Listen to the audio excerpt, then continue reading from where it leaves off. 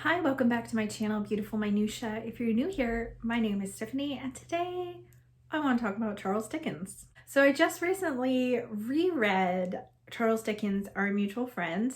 It's actually the third time that I had read it, and it's one of my favorites. And I've had a lot of discussions with many of you about Charles Dickens, whether you like him, don't like him, or you're just like really intimidated to start one of his books. So I thought it might be kind of interesting, fun, potentially helpful to make a video talking about what you can expect when you go into a Dickens book, why Dickens is good or important to read, and some tips to help you out. So first of all, I actually consider Charles Dickens like one of the greatest writers of all time, and there are a lot of people who disagree with me, especially due to how verbose Dickens tends to be. But I absolutely love him. I think that he writes characters really well. I think he writes character development well. I think he does an amazing job of communicating through his writing. And I love the way he wraps up his endings. I feel like those are wonderful. I also feel like there's a lot of cultural relevance to Dickens' works. I think a lot of his works have had staying power in our culture for a long time because classics are considered classics for a reason, right? There's a reason why they have stayed around for so long, and you see so much of Dickens' works represented in our culture. I mean, A Christmas Carol is a huge one. Everyone knows a plot to A Christmas Carol, whether or not they have read the story. I think Oliver Twist is another one where there have been so many adaptations made of that. There's been musicals made, there's been all kinds of stuff, and I think that whether or not you have ever read or even really watched any sort of Dickens adaptation of Oliver Twist, all of us know the line, "Please sir, I want some more." So there's definitely like some staying power and all kinds of references in our culture to Dickens' most famous works. So here's what you can expect when you are going into a Dickens novel.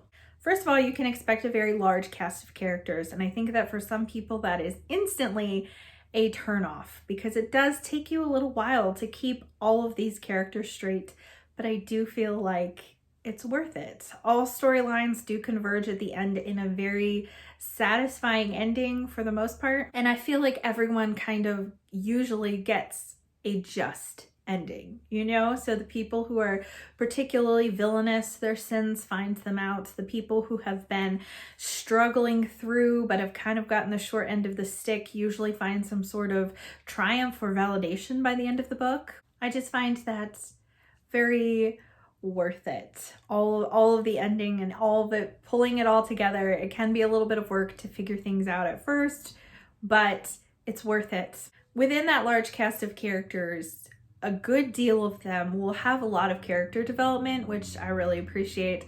I also really appreciate Dickens' names for his characters. He comes up with some of the most amazing names that reflect the character so well. One of my favorite examples of this is Mr. Pecksniff in Martin Chuzzlewit.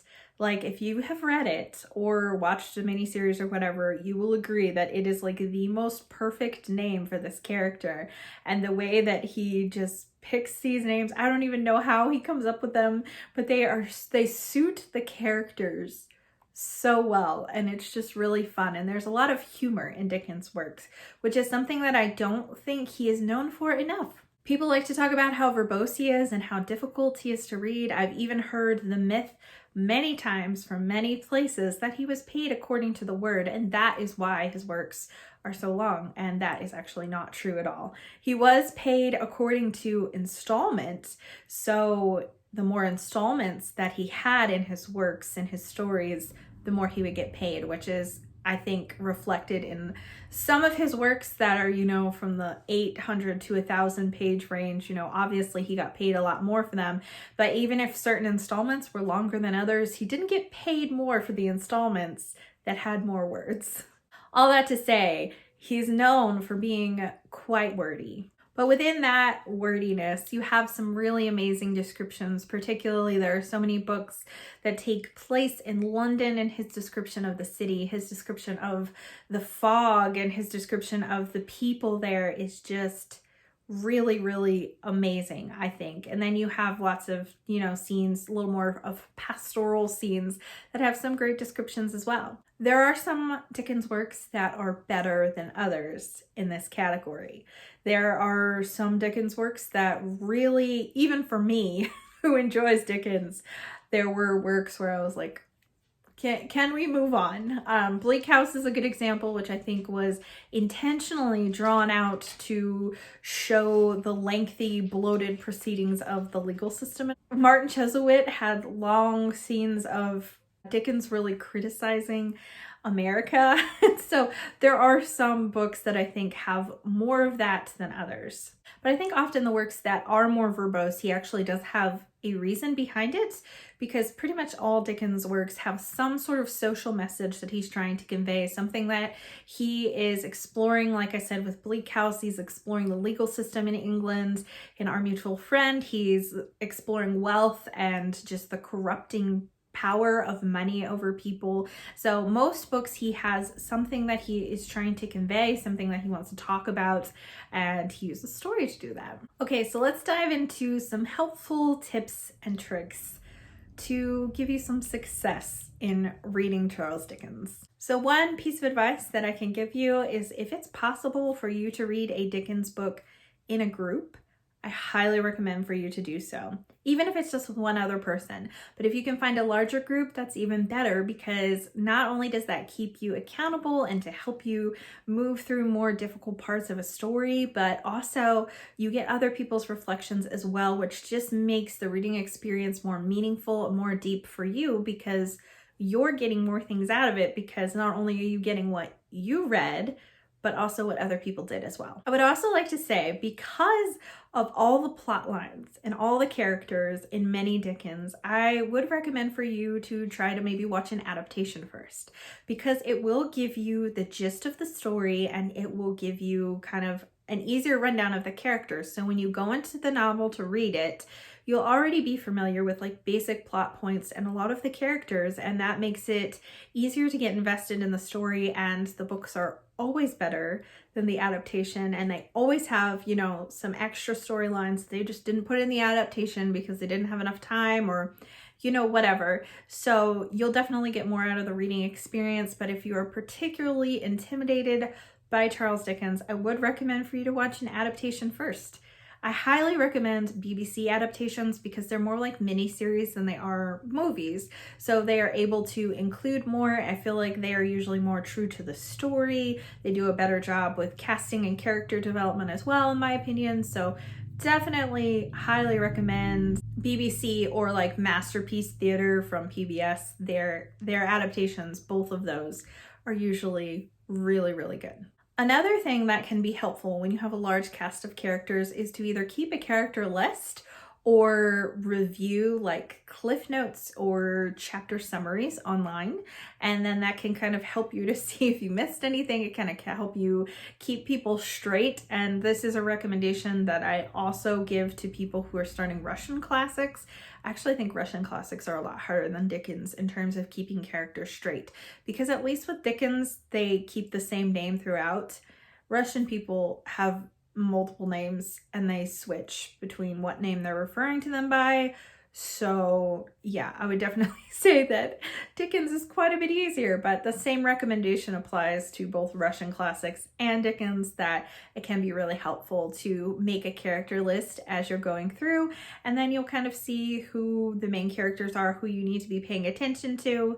Certain editions will have like a main characters list in the front, and that can be really helpful as well. The same is true for like footnotes to kind of help you understand cultural things that can be difficult. Because there are things that have changed quite a lot between Victorian England and then, you know, the 2000s in America or wherever you might live. There is a lot of differences that have taken place over the last, 150 years. So those footnotes can be really helpful in helping you understand some of the cultural things that he is trying to say, and also help you get some of the jokes and things that he's trying to say as well. And then my last tip to you, because Dickens can use some dialect of different people, like their accents when they're in London. I think that the more kind of prim and proper people, he does not do that with. But people who have more of a Cockney accent, some of the lower class, less educated people,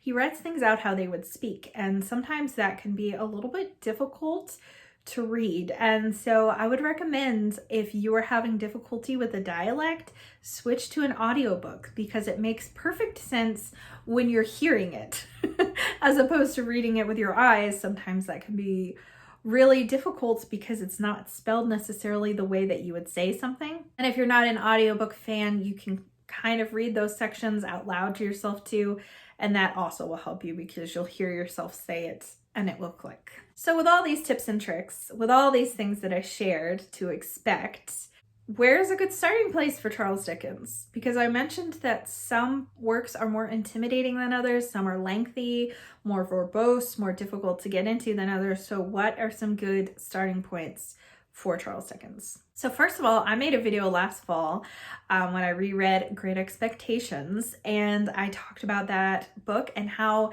that book can actually be a really amazing place to start with Charles Dickens, because you can become acclimated to his style of writing in a much more accessible book. Great Expectations is written in first person, so you're very much in that one person's head and mind. So there are other characters, but it's not quite as vast of a character. We're not hopping around from person to person and having all these plot lines that converge later. It's much more linear, which makes it a lot more easy to follow. It's also one of Dickens' shorter works. I think it's in the 300 to 400 page range, so definitely not as intimidating as, say, Martin Chuzzlewit's Bleak House, Our Mutual Friend.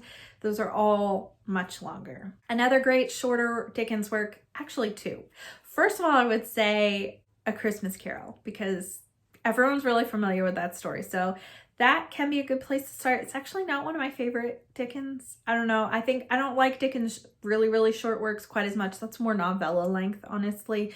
I just don't always connect with the characters as much when it's really short. But another shorter work is The Old Curiosity Shop, which follows mostly a young girl, Nell, and her grandfather, but there are other side characters as well. But I don't feel like there's quite as many as a book like Our Mutual Friend that has a lot more. And then one more suggestion, which I'm going to suggest because the storyline has greatly permeated our culture, is Oliver Twist. I know there's a lot of people that don't really like Oliver Twist.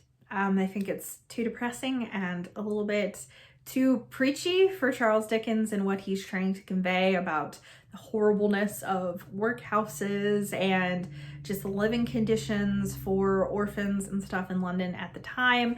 And I totally get that, but I actually loved Oliver Twist. I didn't have the issues with it that everyone else had, but it's also been like 10 years since I read it. So if I were to reread it now, maybe I would have different issues with it, but I don't know. I really enjoyed it, and I obviously am not the only one based on how many adaptations there are. Obviously, other people thought the storyline was pretty decent as well. So there you have it. There are some tips and tricks if you are interested in reading Charles Dickens from someone who has read a lot of Charles Dickens. I have not yet read all of his works. It's my goal to read all of them, but I think I still have like 4 or 5 left of his major novels, but he was a pretty prolific writer. I want to say, had like 16 books. I can't remember. I should have done more research on that in particular, but I have read most of his very popular works with the exception of A Tale of Two Cities, which I am reading this year. It's kind of funny that I have not read that one yet. That's another acclaimed Dickens one, but I can't recommend that necessarily being as a good place to start. It is shorter, but I haven't read it, so I can't tell you whether or not that is a good place to start. I hope that this was semi-helpful to you if this is your first time wanting to read a Charles Dickens, or maybe you've read one and your experience wasn't great, but you want to read some more, or maybe you've read a shorter one and you're kind of scared to pick up one of his longer works. I'd love to hear from you in the comments down below. What are your thoughts on Charles Dickens? Have you read very many of his works? And if you have, I'd love to hear what your favorite one is. I need to do like a ranking video sometime. That would be really fun. But there are so many Dickens that it's been a while since I've read them. I kind of want to reread some of them before I do ranking. Thank you so much for watching. If you liked this video, please hit like and also subscribe so you can continue to see more bookish content from me. And I will see you again next time.